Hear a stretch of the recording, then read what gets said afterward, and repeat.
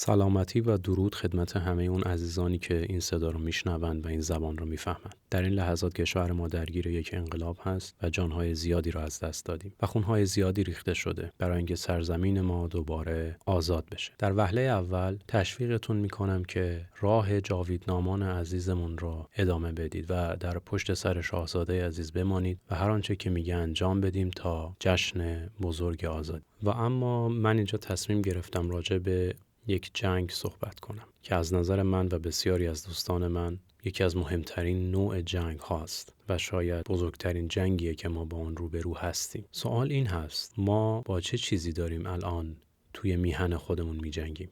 یک ایدئولوژی غلط. برای اینکه تمرکز رو حفظ کنیم روی صحبت هامون، این سری اول رو در واقع این قسمت اول رو به 4 قسمت تقسیم میکنم. قسمت اول تعریف ایدئولوژی، قسمت دوم بیایم انواع ایدئولوژی ها رو میگیم، ایدئولوژی های باوری، و قسمت سوم چرا رشد میکنن و خطرناک میشن، و قسمت چهارم و نهایی به سمت مبارزه نهایی رفتن. خب، تعریف ایدئولوژی خیلی ساده تعریفش این هست: در واقع چگونگی دید یک انسان به جهان، که این جهان چگونه است و چه چیز درست یا نادرست است و باید چه کار کرد. این تعریف یک ایدئولوژیه. وقتی این تعریف رو میخونیم و باش مواجه میشیم، اجتناب ناپذیره وارد به حیطه باوری شدن.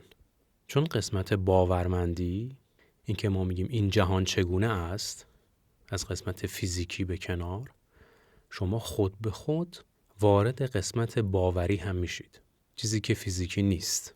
راجع به اینکه اندیشمندان، دانشمندان چی میگن و مذهبیون چی میگن نمیخوام وارد بشم، ولی این وجود داره، اجتناب ناپذیره، نمیتونید اون رو حذف کنید. هزاران سال کوشیدند، نشد، حتما دلیل داره، پس باید ببینیم چیه، راجبش اطلاعات پیدا کنیم و راجبش صحبت کنیم، راجب خدا، راجب شیطان و انواع باورها و ایدئولوژی‌های دیگه که حتی ناباوری هم جزو این ایدئولوژی هاست، چون خودش نوعی از باور هست. حالا این ایدئولوژی ها تو قسمت دوم که انواع ایدئولوژی های باوری رو میخوام بگم که کوتاه راجبش صحبت میکنیم، میتونیم به 3 دسته کلی اینها را تقسیم کنیم: ایدئولوژی های مذهبی، ایدئولوژی های مکتبی یا مکاتب مختلف و ایدئولوژی های ناباوری که اونها هم چند دسته مختلف دارن. حالا اینکه اینا چطوری رشد میکنن و خطرناک میشن، اصلا چرا رشد میکنن؟ ببینید، ایدئولوژی ها از اشخاص شروع میشه، کاملا یک چیز شخصیه. در ابتدا در شخص رشد میکنه و به شخص بعدی انتقال پیدا میکنه.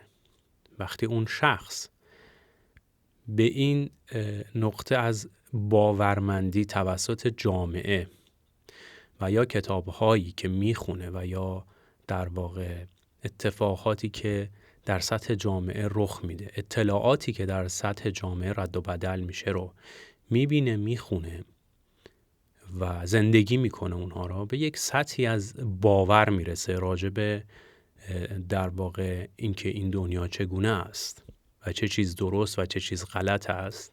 اون را خواه و یا ناخواه با اعضای خانواده خودش در وهله اول به اشتراک میذاره. این رشد میکنه.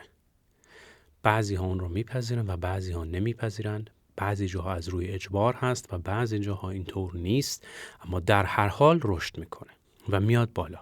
و وقتی رشد کرد میتونه تمام در واقع قانونها و باورهای دیگه ای رو که قصد رشد کردن ندارن و یا همه چیز رو کاملا برای فرد و شخصی میدونن، اونها رو به زیر میکشه، قربانی میکنه و خودش در صدر وامیسته. حالا مثلا از این نوع ایدئولوژی های مذهبی تو کشور ما الان هست، داریم باهاش میجنگیم. 99%مون نمیدونیم و نمیتونیم چطوری باهاش بجنگیم. این رو من خیلی شفاف و واضح بگم. یا ایدئولوژی های مثل ناباوری، ایدئولوژی هایی که فقط به یک فرد استواره، فردی که به هیچ چیزی پایبند نیست، مثلا مثل استالین یا مثلا مثل امپراتوری های آسیای شرقی که بسیارشون انسانهای زیادی رو قربانی کردن و به دام مرگ فرستادن بدون اینکه باورمندی خاصی داشته باشند و ایدئولوژی های باورمند هم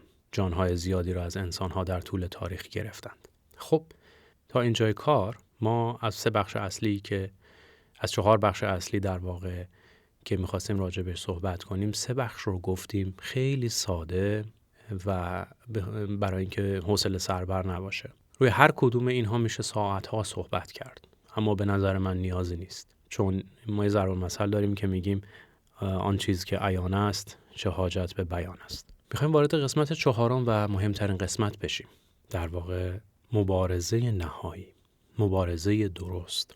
قبل از اون عمق نفوذ ایدئولوژی ها را یک مختصر با هم دیگه بررسی کنیم که میخوام چشماتون باز بشه یکم و ببینید که این مبارزه چقدر مهم هست. همونطور که ما در کف خیابون ها مبارزه میکنیم، در جای جای جهان داریم مبارزه میکنیم، با همه آن چیز که داریم مبارزه میکنیم، اما ببینید که ما داریم با یه ایدئولوژی مبارزه میکنیم که اگر همه این اتفاقها بیفته، پیروزی رقم بخوره که انجام خواهد شد و من بهش امیدوارم، در نهایت چه خواهد شد؟ آیا اون افرادی که این ایدئولوژی را در ذهنهای خودشون دارند و در سرزمین ما هستند، آیا میتونیم تک تک اونها رو از بین ببریم؟ آیا میتونیم تک تک اونها را به زیر بکشیم؟ آیا میتونیم به ذهنها و ایدئولوژی باوری اونها در واقع دستبند و پابند بزنیم؟ اگر جوابتون به این سوال نه هست با من همراه باشید و اگر بله هست، سوال من این هست که چطور برای مبارزه با یه ایدئولوژی غلط یا ایدئولوژی های غلط و دروغ باید چی کار کرد؟ سوال اول اینه که اصلاً باید مبارزه کرد؟ چطور باید مبارزه کرد؟ باید با اسلحه رفت سراغش؟ در طول تاریخ بارها و بارها انسان‌ها به خاطر داشتن ایدئولوژی های دروغ و غلط کشتن و کشته شدن و هنوز همین جریان ادامه داره. آیا باید باهاش مماشات کنیم؟ باید بیخیال بشیم؟ یا اینکه بگیم در واقع تو همون چارچوب مماشات تا وقتی که ایدئولوژی تو و باور تو به من آزاری نرسونده ما هم چیزی نمیگیم، باورت محترمه، همون گوشه باش، تا آزار و آسیب نرسوندی برای من اوکی هست. آیا باید این طور باشه؟ وقتی دور و برمون رو نگاه میکنیم میبینیم تمام این نوع طرز فکر راجع به مبارزه با ایدئولوژی، بیخیال شدن، مماشات کردن، با اسلحه مبارزه کردن و از بنیان غلطه. داخل پرانتز یک چیزی رو بگم و این رو میخوام بگم که سوء برداشت نشه. ما وقتی یک ایدئولوژی غلط رشد میکنه و قدرت رو به دست میگیره، گاهی وقتها بدون مبارزه مسلحانه شما هیچ کاری نمیتونی بکنید، اما شما این درخت رو میتونید، تنه این درخت رو میتونید قطع کنید و باید این کارا بکنید در ابتدا، اما ریشه های این درخت رو نمیتونید با اسلحه بیرون بکشید و من راجع به این ریشه ها میخوام صحبت کنم. برای همه این تجزیه تحلیل هایی که راجع به جنگ با یک ایدئولوژی هست، برای همشون مثال نقض هست. وقتی یک مثال نقض برای یک چیزی هست میفهمیم که اون چیز رو ما درست انجام ندادیم یا درست انجام نشده و یا در واقع اصلا غلط داریم انجامش میدیم. به عنوان مثال ببینید جامعه اروپا سالهای سال اومد سیاست مماشات با ایدئولوژی‌های اسلامی را در پیش گرفت. حتی برخی از جوامع دیگر هم همینطور. آنها اومدند با صورتی مظلوم ریشه دووندن، قدرت گرفتن، زیاد شدن، تکثیر شدند، در حوزه‌های حکومتی، سیاسی و پارلمانی نفوذ کردند و الان در پی تصویب قانون‌هایی هستند و یک سری جاها انجام دادند که شهروندان عادی که اصلاً با اون ایدئولوژی‌های اسلامی هیچ نوع رابطه‌ای ندارند در واقع تحت آسیب این نوع ایدئولوژی‌ها قرار گرفتند و اون وهم و ترس از بابت این ایدئولوژی‌ها در جامعه اروپایی رو کاملاً میشه دید. چرا؟ چون سیاست مماشات و بیخیال شدن را در نظر گرفتن. چرا؟ چون گفتند در زیر مفهوم دموکراسی اومدن گفتن تا وقتی که این شخص این خانواده‌ای که از فلان قسمت خاورمیانه، از فلان قسمت آفریقا اومده، از فلان قسمت آسیای شرقی اومده به اروپا، باورهای اسلامی اون به من آسیب نزده، میتونه اینجا باشه. شما میتونید دین خودتون رو داشته باشید، اوکی، همه چیز اوکی هست، ما با هم دیگه خوبیم. گفتگوی ادیان که از اونجا شروع شد، نتیجه اون چیزی نیست که باید باشه و کاملا برعکسه. پس در مقابل ایدئولوژی ها شما نمیتونید با سیاست مماشات و سیاست در واقع نادیده گرفتن اون رو کنار بذارید. همچنین ثابت شده با کشتن و کشته شدن هم نمیشه این کار رو انجام داد. قرنها و دهه‌ها و صدها انسان‌ها این کار رو کردن و میلیاردها از انسان‌ها در طول تاریخ به خاطر ایدئولوژی‌های غلط کشتن و کشته شدن. پس باید چی کار کنیم؟ در واقع همونطور که گفتم شما در مقابل یک چیز غلط باید یک چیز درست را قرار بدید. در مواجهه با دروغ شما باید حقیقت و راستی را قرار بدید. در مواجهه با تمام ایدئولوژی‌های غلط و دروغ شما باید اون ایدئولوژی و اون طرز تفکر حقیقت و راستی را قرار بدید تا بتونید در ذهن‌های انسان‌ها اون ایدئولوژی غلط رو از بین ببرید، ریشه‌کن کنید و ایدئولوژی صحیح را جایگزین کنید. شما هر جور که می‌خواید به این نگاه کنید. خیلی سریع مثل این در واقع چپگراها که الان ما با مفهوم چپ بیشتر توی حداقل به زبان فارسی خودمون در دنیا آشنا شدیم که این چپی‌ها و چپگراها کیا هستن. همیشه میان یک نه میارن وسط و خودشون نمیدونن که چی میخوان. در نهایت میگم خب شما رد کردی این رو، چه چیزی جایگزینش داری؟ شما میخوای سلاح از دست من بگیری، چه چیزی به جاش میخوای به من بدی که تا با اون بتونم مبارزه کنم؟ هیچ چیزی ندارم برای ارائه. فقط به قول خودمون لب و دهنن. فقط یه جایی هن که میخوان یه چیزی رو رد کنن تو اون لحظه که بگن ما هستیم برای دیده شدن، برای فالوور گرفتن، برای اینکه در واقع اون مزیت‌ها و دریافتی‌ها و درآمدهایی که دریافت میکنن و به حسابشون واریز میشه قطع نشه، چون از خیلی وقت پیش برنامه‌ریزی شده که اینها چپی باشند. وقتی میرسن به اون نقطه که میگم خب تو میگی این کار انجام نده، این جواب نیست، خب جواب چی هست؟ بفرما من جواب رو از شما میخوام. اونجاست که هیچی برای ارائه ندارن و شما میتونید زیر اسم این افراد، زیر عکس این افراد و چنین افرادهایی امضا کنید و بنویسید چپی و دیگه سراغشون نرید.